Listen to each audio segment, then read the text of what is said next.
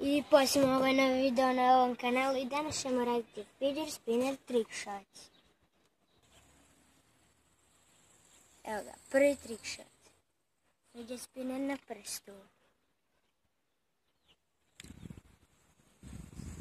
Na prstima od tenisice. Tenisica ima prst. Tak da, to novo.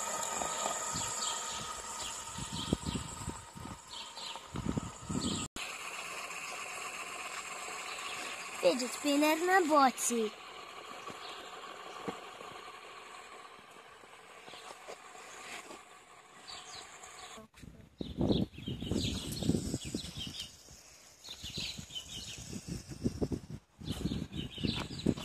Fidget spinner na ljuljačci.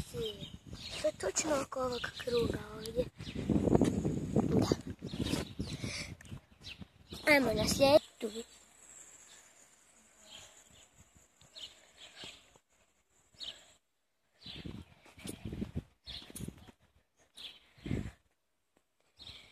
Fidget spinner na vrtuljku.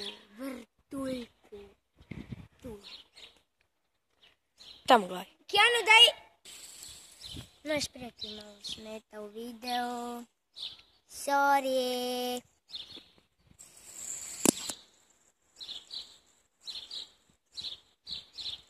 Fidget spinner koji se trese.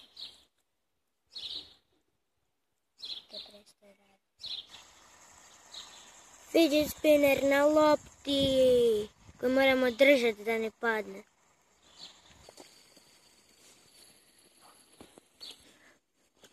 Kupio. Opet prijatelji smetaju.